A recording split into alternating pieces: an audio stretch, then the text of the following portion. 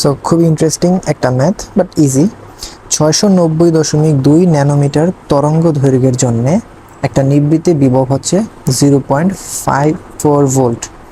So নিবৃত্তি বিভব শব্দটা শুনেই আমরা বুঝতে পারছি যে এখানে তোমার ফটো ইলেকট্রিক এফেক্ট বা আলোর তড়িৎ ক্রিয়া, ওই এক্সপেরিমেন্টের কিছু ইনফরমেশন দেওয়া আছে এখানে। তাহলে যদি 690.2 ন্যানোমিটার তরঙ্গ দৈর্ঘ্যে তার নিবৃত্তি বিভব হয় 0.54 ভোল্ট, তাহলে 427.2 ন্যানোমিটার তরঙ্গ দৈর্ঘ্য যখন হবে তখন তার নিবৃত্তি বিভব কত হবে? সো প্রথমত কথা হচ্ছে আমরা একটু রিক্যাপ করি যে নিবৃত্তি বিভব জিনিসটা কি। সো নিবৃত্তি বিভব হচ্ছে যখন আমাদের ফটো ইলেকট্রিক ইফেক্টটা আমরা যখন এক্সপেরিমেন্টাল সেটআপে যখন আমরা করব, সেই এক্সপেরিমেন্টাল সেটআপে আমাদের এখানে এক্সপেরিমেন্টাল সেটআপে একটা ক্যাথোড থাকে আর একটা অ্যানোড থাকে, যেখানে এই যে ক্যাথোড বা অ্যানোড, এখানে এটার উপর আমরা বাইরে থেকে আমাদের আলো যে উৎস, সেই আলোর উৎস এখানে নিক্ষেপ করি। এখন আলো যখন আমরা জানি, আলো যখন একটা নির্দিষ্ট শক্তিতে কোনো একটা ধাতুর পৃষ্ঠে আপতিত হয়, তখন সেই পৃষ্ঠ থেকে ইলেকট্রন বের হয়। তাহলে এখানে যদি আমরা পজিটিভ চার্জ দিই, তাহলে এখান থেকে যে ইলেকট্রনগুলো বের হবে, ফটো ইলেকট্রন যেগুলোকে আমরা বলবো, সেই ফটো ইলেকট্রন এই যে প্লাস, এই প্লাসের দিকে সে যাওয়ার চেষ্টা করবে। সো যেই ভেলোসিটি সে বের হবে, সে প্লাসের দিকে যাওয়ার চেষ্টা করবে একটা নির্দিষ্ট ভেলোসিটিতে। ঠিক আছে, তাহলে এটা হচ্ছে তার ভেলোসিটি, যেই ভেলোসিটিতে সে প্লাসের দিকে যাবে। এখন এই পুরো সেট আপে আমরা বাইরে থেকে একটা বিদ্যুৎ উৎস সাপ্লাই দিয়ে রাখছি। এখন এই সেট আপে আমরা ছোট্ট একটা চেঞ্জ করে দিব। সেই চেঞ্জটা হচ্ছে এই যে ব্যাটারির যে সংযোগ, সেগুলো যদি আমরা এখন রিভার্স করে দিই, যে প্লাসেরটা মাইনাস, মাইনাসেরটা যখন প্লাস করে দিব, তখন আমাদের ক্যাথোড অ্যানোড বলতে আমাদের যে ইলেকট্রোডগুলোর কথা বলতেছি, সেগুলোর পজিশন তো চেঞ্জ হয়নি। সো সেগুলোর পজিশন আগের জায়গায় ফিক্সড আছে।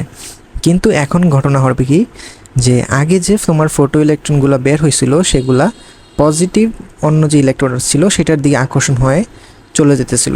এক তো তার নিজস্ব ভেলোসিটি আছে, তার উপরে ওইখান থেকে তোমার ইলেকট্রোডটা তাকে টানতেছিল নিজের দিকে, ফলে খুবই দ্রুত সে ওই পাশে চলে যেতেছিল। কিন্তু এখন যখন তুমি ইলেকট্রোডের পজিশন চেঞ্জ করে না করে ব্যাটারির পজিশন চেঞ্জ করে দিছো, তাহলে আগে যে পজিটিভ এই প্রান্তটা যে ইলেকট্রনগুলোকে আকর্ষণ করতো, এখন এগুলো সে আর আকর্ষণ করতে পারবে না, কারণ এখন প্লাসগুলা এদিকে চলে আসবে। যদি তুমি ব্যাটারির যে সংযোগটা সেটা রিভার্স করে দাও, তাহলে এটার ফলে কি ঘটবে, ইলেকট্রনগুলা নিজের ভেলোসিটির কারণে, তো ফটো ইলেকট্রিক ইফেক্ট হলে আমরা জানি ইলেকট্রন নির্দিষ্ট গতিশক্তি নিয়ে বের হয়, তাহলে তখনও কিন্তু ইলেকট্রনগুলা এই ভেলোসিটিতে সামনের দিকে যাওয়ার চেষ্টা করবে। ঠিক আছে, কিন্তু এই যে পজিটিভ, এটা কিন্তু ইলেকট্রনগুলোকে টেনে রাখবে যাতে সে ওই দিকে না যায়। তাহলে এই টানার যে শক্তিটা, সেটা যদি তার ভেলোসিটির জন্য যে গতিশক্তি আসতেছে, সেই গতিশক্তি থেকে যদি কম হয়, তাহলে অবশ্যই বুঝতে পারতেছো সেই শক্তি অতিক্রম করেও সে ওই অপর প্রান্তে পৌঁছে যেতে পারবে।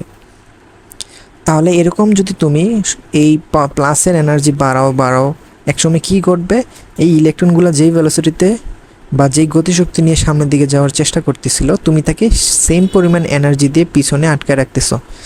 তার মানে যখন ইলেকট্রনের যে সর্বোচ্চ যে গতিশক্তি সেখানে সামনে যে বের হয়েছে, সেই গতিশক্তির সমপরিমাণ তুমি এনার্জি তাকে পিছন থেকে দিতেছো, তখন আর কি এই ইলেকট্রনগুলা কি নড়াচড়া করতেছে? না, নড়াচড়া করতেছে না।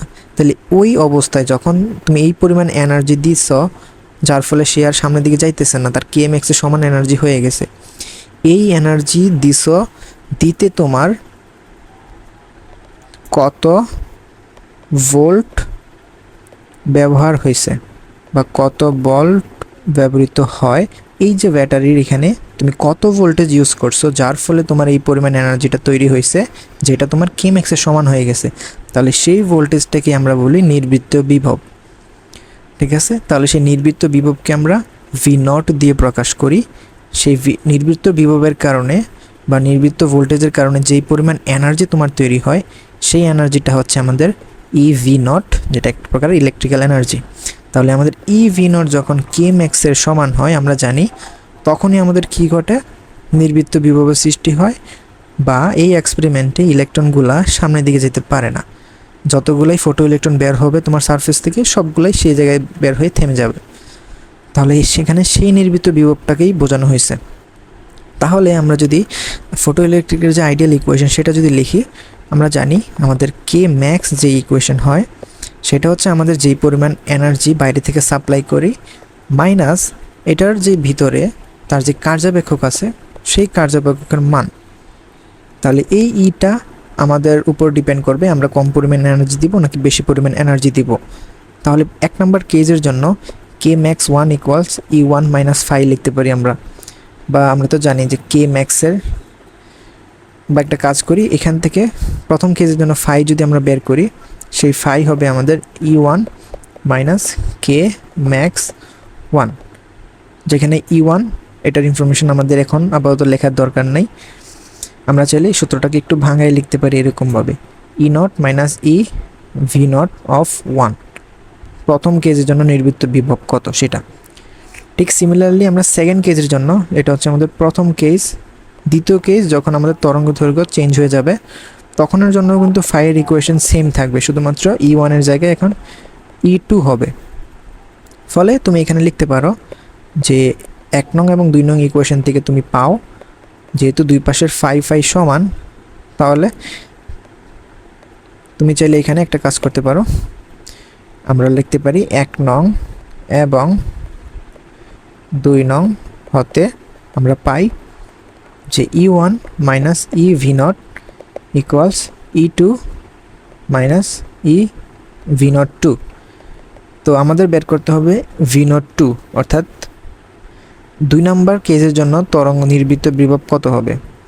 তাহলে আমাদের ই V0 2 কে এক পাশে রাখি আর বাকিগুলো আরেক পাশে নিয়ে যাই, তাহলে আমাদের হবে E2 minus E1 plus e V0 of 1, ঠিক আছে। আচ্ছা, তার মানে V0 2 হবে আমাদের E2 minus E1 plus e V0 1 divided by e. তাহলে এখন E1 E2 E1 এগুলোকে আমরা বের করি। E2 হচ্ছে 2 নম্বর কেজে তো আমাদের কি পরিমাণ শক্তি দিছে, তাহলে AC বাই ল্যামডা 2 হচ্ছে E2 আর E1 হচ্ছে HC বাই ল্যামডা 1। তাহলে প্রথম কেজের জন্য শক্তি আমার কত তরঙ্গ দৈর্ঘ্য ইউজ হয়েছে 690 ন্যানোমিটার, তাহলে 6.626 10 to the power minus 34 into 3 into 10 to the power 8 AC by lambda naught, তাহলে 690.2 ন্যানোমিটার। তাহলে মিটারে নিয়ে গেলাম, আমাদের এর রেজাল্টটা হবে সেটা হচ্ছে আমাদের প্রায় 2.88। আচ্ছা, আমরা E2 লিখতেছি প্রথমে 2.88 into 10 to the power minus 19 joule. আর সেকেন্ড কেজের জন্য আমাদের 690 জায়গার ভিতরে কত হবে 427.2, যেটা আমাদের আসে 4.65 into 10 to the power minus 19। তাহলে এই দুইটা ভ্যালু আমরা এখানে বসাবো এখন, তাহলে এখানে অ্যান্সার আসে 1.64 ভোল্ট। তো হচ্ছে আমাদের অ্যান্সার।